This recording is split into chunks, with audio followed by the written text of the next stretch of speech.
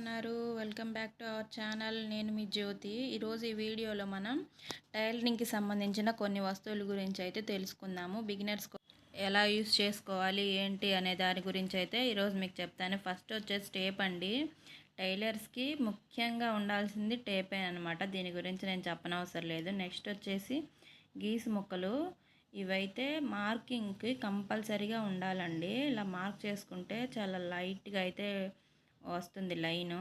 ఇప్పుడు కొత్తగా వస్తున్నాయండి మార్కింగ్ పెన్సిల్స్ వస్తున్నాయి. అండ్ అలాగే గీసు ముక్కలు అంటారు, తెలుసు కదా. అవి అయితే ఇంతకుముందు మనకి చాక్ పీస్ లాగా పొడి పొడి అవుతా అలా వచ్చాయి. ఇదైతే మైనంతో తయారు చేసినవి. నెక్స్ట్ వచ్చేసి స్కేల్ అండి. ఈ స్కేల్ అనేది కంపల్సరీగా ఉండాలి. దీనివల్ల ఏంటంటే మనం క్రాసులు లేకుండా క్లాత్లు నీట్గా ఎడ్జెస్లో కట్ చేసుకునేటప్పుడు అలా మార్క్ చేసుకొని ఎక్స్ట్రాలు తీసేసి ఇలా ఈ విధంగా అయితే పెట్టుకోవడం వలన మనకి బ్లౌజులు అయితే పర్ఫెక్ట్గా వస్తాయండి. నేను చూపిస్తున్న విధంగా రెండు వైపులా క్లాత్ అయితే ఎడ్జ్ తగిలేలాగా మార్క్ చేసుకొని ఈ విధంగా చూసి మార్కింగ్ రాసుకొని ఎక్స్ట్రా ఉన్నది కట్ చేసుకుంటే మనకి చాలా బాగా కటింగ్ అయితే వస్తుంది. దానివల్ల ఏమైందంటే మనకి చంక దగ్గర ముడతలు రావడము, బ్యాక్ సైడ్లో పైకి లెగవడము అలా ఏం అవ్వకుండా అయితే ఉంటుంది. దానికోసం అయితే ఎల్ స్కేల్ని ఉపయోగించాలి. ఇది మన హ్యాండ్ కటింగ్లో కూడా వాడతాము. ఎల్ స్కేల్లో 2 టైప్స్ ఉంటాయి. మీరు కొంచెం కాస్ట్ పెట్టగలము అంటేనేమో ఇలా పెద్దది వస్తుంది. ఇది కొంచెం మందంగా అలా ఉంటుంది అనమాట. అదైతే 100 రూపీస్ పడుతుంది. ఇక్కడ పైన చూపించింది చిన్నదైతే 50 రూపీస్కే వస్తుంది. మీకు మీ ఇష్టం, మీరు ఎలా తీసుకోవాలంటే అది తీసుకోవచ్చు. నెక్స్ట్ వచ్చేసి ఇదైతే ఆన్ కర్వ్ తీస్తాం కదా మనం హ్యాండ్ కటింగ్లో దీన్ని యూస్ చేస్తాం అనమాట. హ్యాండ్స్ని మార్క్ చేసుకొని ఇందాక చెప్పా కదా హ్యాండ్లో కూడా మనం ఎల్ స్కేల్ని యూస్ చేస్తామని. ఇదిగోండి ఇట్లాగా ఎక్స్ట్రా క్లాత్ని తీసేయడానికి సమానంగా అయితే మనం మార్క్ చేసుకోవడానికి ఈ ఎల్ స్కేల్ని ఇలా యూస్ చేయొచ్చు.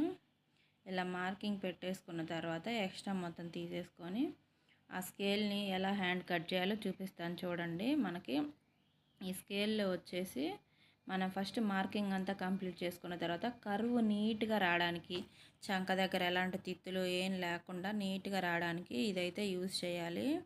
చూస్తున్నారు కదా, ఈ విధంగా ప్లేస్ చేసేసి 1 ఇంచ్ పక్కకు పెట్టి కట్ చేయాలండి. మొత్తం స్కేల్ని పెట్టేసి అయితే మనం చివరి నుంచి తీయకూడదు. ఇదైతే జెంట్స్ షర్ట్కి పర్ఫెక్ట్గా వస్తుంది. మొత్తం స్కేల్ని యూజ్ చేస్తే మనం 1 ఇంచ్ వదిలేసి యూజ్ చేసుకోవాలి. అలా చంక డౌన్ కూడా తీసుకోవచ్చు దాంతో మనం. నెక్స్ట్ వచ్చేసి స్కేల్ అండి. ఇలా మార్క్ చేసుకోవడానికి చిన్న చిన్న ఈ లైన్స్ పర్ఫెక్ట్గా తీసుకోవడానికి స్కేల్ని అయితే యూజ్ చేసుకుంటూ ఉంటాము. నెక్స్ట్ వచ్చేసి రోలర్ మార్కర్ అనమాట.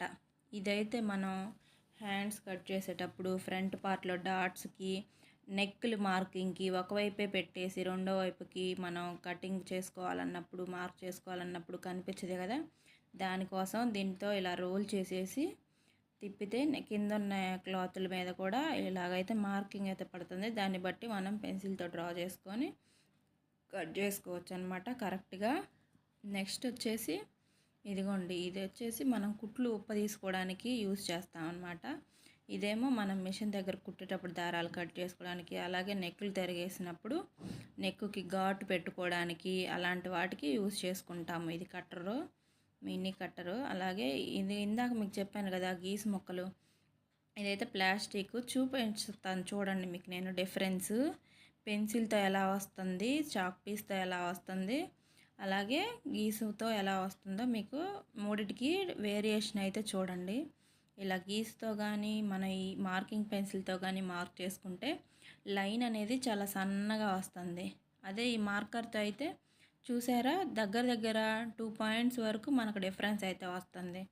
2 బ్లౌజులు అలా ఒకదాని మీద ఒకటేసి కట్ చేసేటప్పుడు అలాంటప్పుడు మనకు ఫస్ట్ బ్లౌజ్కి డిఫరెన్స్ ఏం లేకపోయినా 2-3 బ్లౌజులు కట్ చేయాలన్నప్పుడు ఆ లైన్ వేరియేషన్ వల్ల మనకి చాలా తేడా వస్తుందండి. దానికోసం అని చెప్పేసి మనం చాక్ పీస్ యూజ్ చేయకుండా వాటితోనే యూజ్ చేయాలి. నెక్స్ట్ వచ్చేసి ఇది 6 షేప్లో ఉంటుంది స్కేలు. ఇది మనం ఆర్మ్ హోల్కి యూజ్ చేస్తాము. చంక రౌండ్ కట్ చేసుకుంటాం కదా బాడీ పార్ట్కి, దానికైతే యూజ్ చేస్తాము. అలా 3 పాయింట్లు టచ్ అయ్యేలాగా మనం మార్కింగ్ మీద ప్లేస్ చేసి ఈ స్కేల్ని మనం చంక రౌండ్ అయితే కట్ చేసుకుంటాము.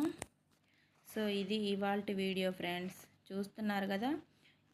ఇంకా ఏమైనా డౌట్స్ ఉన్నా, ఏదైనా ఒక దాని గురించి మీకు తెలియాలన్నా వీటిల్లో నాకు కామెంట్ చేయండి. నేను కరెక్ట్గా కొలతలతో సహా ఏ స్కేల్ని ఎలా యూస్ చేయాలి అనేది మీకు చెప్తాను.